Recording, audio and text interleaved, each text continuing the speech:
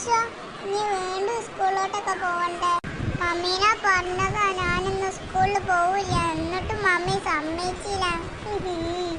വേഗം പോട്ടെ, മമ്മി ഇവിടെ കണ്ടാൽ ഞാൻ ചീത്ത പറയും. വേഗം ക്ലാസ്സിൽ കയറാൻ, സാറന്മാര് കണ്ടാ ചീത്ത പറയും. സുലൈമ വന്നാ മതിയേനു.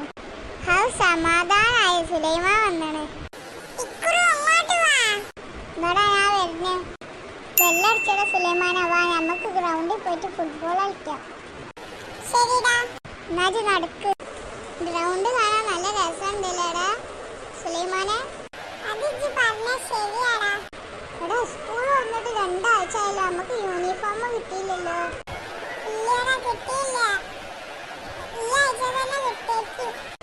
ബാക്കിയുള്ളവരും പടി വിളിച്ചു വാടാ. അങ്ങനെ സ്കൂള് വിട്ട് നമുക്ക് വീട്ടിൽ പോവാം.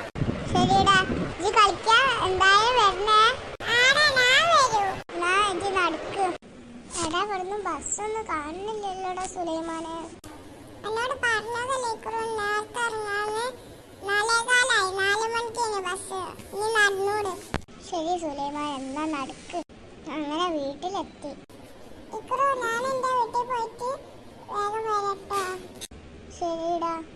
മമ്മി മമ്മി, നീ കുറച്ചു നേരം കാർട്ടൂൺ കാണാം. ചേച്ചി വരുന്നേ മുന്നേ വേഗം കാണാം, അല്ലേ ചേച്ചി കാണാൻ സമ്മതിക്കില്ല. ചേച്ചിക്ക് ഇഷ്ടപ്പെട്ട വെക്കും. എന്താ ചേച്ചി? എടാ മമ്മി, നമുക്കിന്ന് ബീച്ചിൽ പോവാന്ന് സമ്മതിച്ചടാ.